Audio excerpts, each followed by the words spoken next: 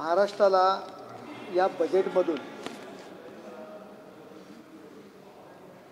खूप मोठी कामं या बजेटमध्ये मिळालेली आहेत।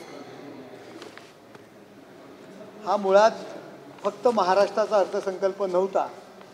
विरोधक ज्या पद्धतीने टीका करतायत, मला वाटतं त्यांनी बजेटचं फक्त भाषण ऐकलंय। बजेट जे जाहीर झालं त्यातल्या फिगर्स, फॅक्ट्स अँड फिगर्स या त्यांनी पाहिलेल्या नाही आहेत। या बजेटमध्ये महाराष्ट्राकरता जर तुम्ही म्हटलं तर स्पेसिफिक काही विषय आहेत ते तुमच्यासमोर मी मांडतो। विदर्भ मराठवाड्यातील सिंचन प्रकल्पासाठी 600 करोड रुपयाची तरतूद या बजेटमध्ये आहे। महाराष्ट्रातील ग्रामीण रस्ते सुधारण्याकरता 400 करोडची तरतूद आहे। ओएसिस फर्टिलिटीच्या तज्ञांनी IVF उपचार पद्धतीद्वारे 1 लाखांहून अधिक जोडप्यांना मातृत्व प्राप्तीचा आनंद दिला आहे। मोफत अपॉइंटमेंट बुक करण्यासाठी आजच संपर्क साधा। सर्वसमावेशक विकासासाठी इकॉनॉमिक कॉरिडॉर जो आहे त्यासाठी 466 करोड आहेत। पर्यावरण शाश्वत कृषी प्रकल्प आहे 598 कोटी आहेत। महाराष्ट्र कृषी आणि ग्रामीण परिवर्तन प्रकल्प आहे तो 150 कोटी आहेत। MUTP 3 यासाठी 908 कोटी आहेत। मुंबई मेट्रोसाठी 187 करोड आहेत। मुंबई दिल्ली औद्योगिक कॉरिडॉरसाठी 499 कोटी आहेत। MMR गिर अर्बन मोबिलिटी प्लॅन जो आहे 150 कोटी आहेत। नागपूर मेट्रोसाठी 683 करोड आहेत। नाग नदी पुनरुज्जीवनसाठी 500 करोड। पुणे मेट्रो करता 814 कोटी। मुळा मुठा नदी संवर्धन 690 कोटी। अशा बऱ्याच तरतुदी ह्या केवळ 2 ते 3 विभागाच्या तरतुदी आहेत। संपूर्ण बजेटचं जे पुस्तक आहे जर हे आपण त्याचं अवलोकन केलं पाहिलं तर करोडो रुपयांच्या तरतुदी या ठिकाणी महाराष्ट्रासाठी केलेल्या आहेत। पण एकीकडे विरोधाचा ढोल वाजवायचा आणि एकीकडे आज तुम्ही पाहिलं असेल काँग्रेसनी आरोप केलेला आहे की काँग्रेसच्या जाहीरनाम्यातील तरतुदींचा समावेश या बजेटमध्ये कॉपी पेस्ट केलेला आहे। याचा अर्थ एकीकडे हे बजेट चांगलं आहे कारण काँग्रेसनी आपण निवडून येण्याकरता लोकांना जी आश्वासनं दिली होती तेच काँग्रेस म्हणते की या बजेटमध्ये ते कॉपी पेस्ट केलेलं आहे आणि एकीकडे चुकीचं बजेट आहे, या बजेटमधून काहीच मिळालं नाही असं दुतोंडीपणाचं भाष्य महाविकास आघाडी करत आहे। त्यामुळे हे जे काही बजेट आहे हे खऱ्या अर्थाने कररचनेमध्ये मोठे बदल करून सर्वसामान्यांना दिलासा देणारे असे माननीय नरेंद्र मोदी साहेब आहेत। त्यांनी कोट्यावधी देशवासियांचा विश्वास सार्थ ठरवलेला आहे। हे बजेट आहे हे शेतकरी असतील, महिला असतील, युवा असेल, कौशल्य विकास, रोजगार, पायाभूत सुविधा उभारणी, शहरांचा विकास अशा विविध 9 घटकांवर लक्ष केंद्रित करणारा नवरात्र अर्थसंकल्प आहे। आमच्या माननीय मुख्यमंत्री एकनाथ शिंदे साहेबांनी हे जाहीर केलेले आहे। एकीकडे आता मी पाहिलं की महाराष्ट्रातील काँग्रेसचे अध्यक्ष म्हणाले शेअरचे भाव कोसळले। शेअरचे भाव कोसळले म्हणून बजेट वाईट असेल तर नक्की ते कोणाची बाजू घेत आहेत हे आपल्यासमोर ते आलं असेल। हे जे आहे 4 करोड युवकांसाठी कौशल्य विकास कार्यक्रम करणारं बजेट आहे। पंतप्रधान आवास योजना, लाखो लोकांना घरं देण्यासाठी या बजेटमध्ये तरतूद केलेलं आहे। ग्रामीण भागाकरता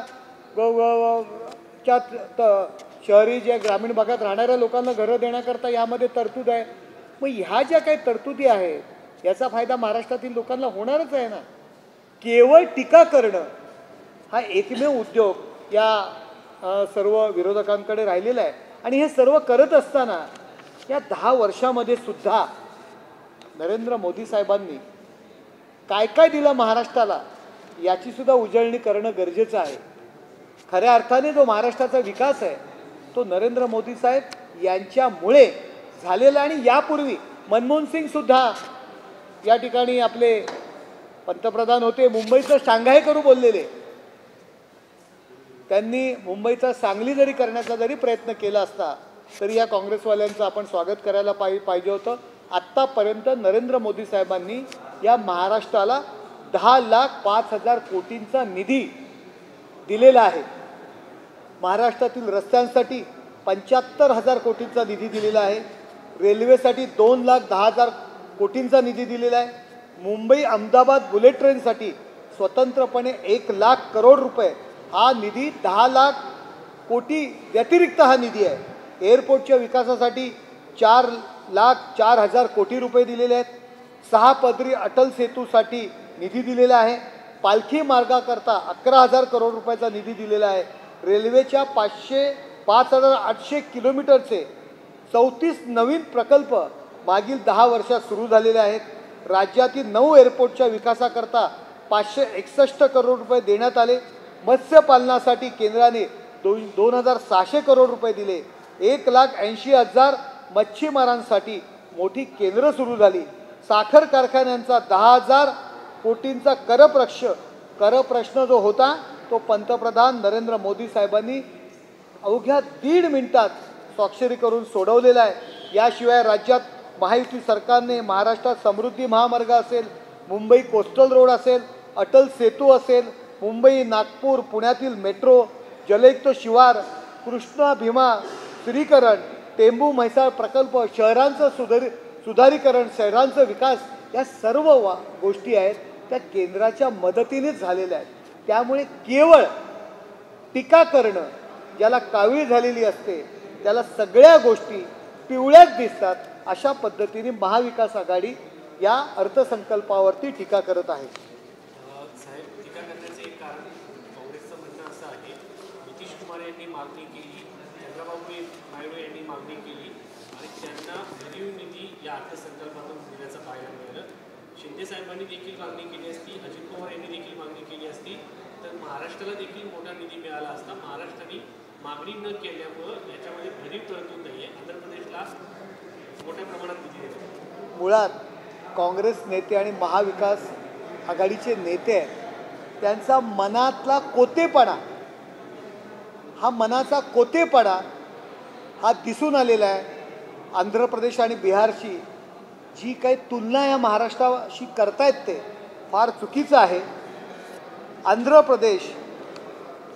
प्रदेश हे राज्य जे आहे हे त्यांना अद्याप त्यांच्याकडे आर्थिक राजधानीसुद्धा अस्तित्वात नाही आहे. एक 10 वर्ष झालेलं आहे हे राज्य सुरू आहे, निर्माण झालेलं आहे. त्यामुळे त्यांची प्रगती होणं आणि त्याच्याकरता निधी देणं. बिहार हे तुम्हाला माहिती आहे की बिहारची सुद्धा जी परिस्थिती आहे ती कशा पद्धतीने ही बिहारची परिस्थिती आहे. बिहार हे महाराष्ट्रापेक्षा आर्थिक स्थितीत कितीतरी मागे असलेलं राज्य आहे. त्यामुळे बिहार असेल, आंध्र प्रदेश असेल, त्यांची तुलना महाराष्ट्राशी करतायत. ह्या मनातला कोतेपणा दिसून येते. या हिंदुस्थानामधील सर्व राज्य विकसित होणं गरजेचं आहे. महाराष्ट्र हे नंबर 1चं राज्य आहे. महाराष्ट्रामध्ये सुधारणा झालेली आहे, महाराष्ट्रामध्ये विकास होतोय आणि याकरता आत्तापर्यंत केंद्राने लाखो करोड रुपये दिलेले आहेत. या बजेटमध्ये सुद्धा दिलेले आहेत. परंतु त्यांना दिलं ते त्यांची आर्थिक परिस्थिती सुधारते, त्यांचा विकास होतोय म्हणून माझ्या पोटात जर पोटशूळ उठलेलं असेल तर खरोखर हा मनातला कोतेपणा ह्या काँग्रेसचा दिसून आलेला आहे. मस्के साहेब, अख्ख्या बजेटमध्ये महाराष्ट्राचा कुठेही उल्लेख थेटपणे झालेला नाही. असं असताना आंध्र प्रदेश आणि बिहारचं नाव घेऊन त्यांना निधी जाहीर केला. मुळात बजेटमध्ये मुळात विरोधकांनी बजेटचं पुस्तक पाहिलं का? अख्ख्या बजेटमध्ये महाराष्ट्राचा उल्लेख नाही हे तुम्ही म्हणताय. मी आता महाराष्ट्रातल्या या बजेटमधल्या तरतुदी वाचल्या, त्या पण 2 ते 3 विभागाच्या वाचल्या. त्यांनी बजेटचं पुस्तक उघडून पाहावं. जर अर्थात महाराष्ट्रातील एका नेत्याने जे स्वतःला मुख्यमंत्री होते आणि आता स्वतः मुख्यमंत्री पदाची स्वप्न पाहत आहेत, त्यांनी तर यापूर्वीच सांगितलेलं आहे मला बजेटमधलं काही कळत नाही. मुळात बजेटचं पुस्तक असतं ते उघडून पाहावं. जर डोळ्यामध्ये कावीळ झालेली नसेल, त्याच्यामध्ये पिवळं जर वलय आलं नसेल, ते जे लोक म्हणत आहेत त्या अर्थमंत्र्यांच्या भाषणाचा उल्लेख करत आहेत. भाषणामध्ये सर्वच राज्यांचा विषय या ठिकाणी आलेला नाही आहे. भाषणांमध्ये फक्त ठळक मुद्दे जे नवीन काय सुरू करतोय, नवीन आणखी काय सुधारणा करतोय याचा उल्लेख भाषणामध्ये येत असतो. भाषणाचं बजेटचं पुस्तक माझं या काँग्रेस आघाडीच्या आणि महाविकास आघाडीच्या नेत्यांना विनंती आहे की आपण जा आणि बजेटचं पुस्तक, आपल्याला वेळ असेल टीका करण्यापेक्षा वेळ असेल तर मोठं जाडजूड पुस्तक असतं. माझी तर पहिली वेळ आहे, किंवा तुम्ही ऑनलाईन तुम्ही पहा, माझी पहिली वेळ आहे. जर बजेट संदर्भात जर आपल्याला काही गोष्टी कळत असतील, अर्थात कळून नाकळतपणा करत असेल तर ती गोष्ट वेगळी आहे. परंतु आपण जे उल्लेख करताय तो भाषणाचा उल्लेख करताय. परंतु बजेटच्या पुस्तकात मी आत्तापर्यंत ज्या काही तरतुदी या बजेटमधल्या मी स्वतः तुम्हाला सांगितलेलं आहे. बजेटचं पुस्तक बघा, मग तुम्हाला कळेल की या महाराष्ट्रात तरतुदी काय काय केलेल्या आहेत. आरोप करण्याचा हेतू यासाठी असा दिसतोय की त्यांचं म्हणणं असं आहे की हे सरकार जे आहे ते या दोन मित्रांच्या टेकवरती चाललेले आहे. म्हणजे नितीश कुमार आणि चंद्रबाबू नायडू देखील, एकनाथ शिंदे यांचे देखील पक्षाचे खासदार आहेत, त्यांचा देखील या सरकारमध्ये सहभाग आहे. असं असतानाही महाराष्ट्राला काही त्यांचं म्हणणं आहे. हे बघा, एकनाथ शिंदे साहेब या ठिकाणी सरकारबरोबर आहेत. आम्ही म्हणत नाही की आमच्या टेकूवरती हे सरकार चाललेलं आमची युती आहे. ही हिंदू हृदय सम्राट शिवसेना प्रमुख माननीय बाळासाहेब ठाकरे यांच्या विचारातून हिंदुत्ववादी विचारसरणीकरता ही महायुती झालेली आहे. आम्हाला काहीतरी द्या, आम्हाला काहीतरी जबरदस्ती द्या, आमच्या जीवावर तुम्ही आहात, देवा मला पाव तुला बिस्किट, अशा पद्धतीचं आमचं सरकार नाही आहे आणि अशा पद्धतीचा पाठिंबा आमचा नाही आहे. या महाराष्ट्राकरता भरीव तरतूद या बजेटमध्ये झालेली आहे. डोळ्यात जर कुसळ नसेल विरोधी पक्षाच्या तर त्यांनी बजेटचं पुस्तक पाहावं, फक्त भाषण ऐकून मतं व्यक्त करू नयेत. एकीकडे हेच लोक म्हणतात की काँग्रेसच्या जाहीरनाम्याची कॉपी पेस्ट केली म्हणजे यांनी चुकीच्या पद्धतीचा जाहीरनामा दिला होता का. दुतोंडी सापाप्रमाणे या महाविकास आघाडीची परिस्थिती झालेली आहे. आपल्याला अनुभव येतो की प्रोजेक्ट जर कुठलं केंद्र सरकारने करायचं म्हटलं तर महाराष्ट्रात विरोध होतो विरोधी पक्षांकडून, आणि त्याचवेळी मग महाराष्ट्रात निधी काय येत नाही असंही म्हटलं जातं, प्रकल्पही काय येत नाहीत असंही म्हटलं जातं. वाढवण बंदरासारखा प्रकल्प, सगळ्यात मोठं बंदर या देशामधून वाढवण बंदर होत आहे. त्या ठिकाणी एक प्रगतीचा नवा मापदंड निर्माण होत आहे, परंतु त्या ठिकाणी सुद्धा विरोध करायचा. तुम्ही पाहिलं असेल की समृद्धी महामार्गाला विरोध केला होता. अहो हे कशाला, जो पुणे एक्सप्रेसला सुद्धा या लोकांनी विरोध केला होता. प्रत्येक योजनेला विरोध करायचा. आपलं मुख्यमंत्र्यांनी सुरू केलेली मुख्यमंत्री लाडकी बहीण योजना याला विरोध करायचा. लाडका भाऊ योजना, तरुणांसाठी सुरू केलेली योजना, आज आम्ही अभिमानाने सांगू की जी योजना आमच्या महाराष्ट्र सरकारने सुरू केली लाडका भाऊ योजना, ती योजना पूर्ण देशाने अंगीकारलेली आहे आणि या अर्थसंकल्पामध्ये त्याच्यासाठी सुद्धा तरतूद झालेली आहे. ही योजना संपूर्ण देशाकरता लागू होत आहे, तरुणांकरता लागू होत आहे. महाराष्ट्राच्या शिरपेचामध्ये एक नवा तुरा या योजनेद्वारे देशाने स्वीकारलेला आहे. मुंबईमध्ये रेल्वेचं मोठं जाळं आहे. रेल्वेसाठी महाराष्ट्राला किती स्कीम मिळालेली आहे, किती नवीन रेल्वे गाड्या सुरू झालेल्या आहेत, काय नक्की माहिती? हे बघा, मेट्रोसाठी प्रचंड अशी तरतूद केलेली आहे. त्याचबरोबर यासाठी मुंबई मेट्रो करता तरतूद आहे, दिल्ली मुंबई औद्योगिक कॉरिडॉर करता तरतूद आहे, नागपूर मेट्रो करता तरतूद आहे, पुणे मेट्रो करता आणि रेल्वे करता सुद्धा तरतूद आहे. रेल्वेचा सुद्धा अर्थसंकल्प आता या ठिकाणी येईल. साधारण किती रेल्वे नवीन गाड्या लोकलमधून दररोज अनेक लोकांचा मृत्यू होतोय. प्रश्न उपस्थित केला होता, किती तरतूद मिळाली आहे रेल्वे, खास करून आता इलेक्शन आहे, मुंबईकरांना मोठ्या अशा अपेक्षा होती. मुंबई ठाणे या परिसरातील आपल्या जे काही डोक्यात आहे मुंबईच्या विकासाकरता, मुंबईच्या सुधारण्याकरता आणि महाराष्ट्राच्या विकासाकरता रेल्वे अर्थसंकल्पातसुद्धा भरीव मोठी तरतूद आणि नवीन गाड्यासुद्धा या महाराष्ट्रात सेवेकरता येत आहे.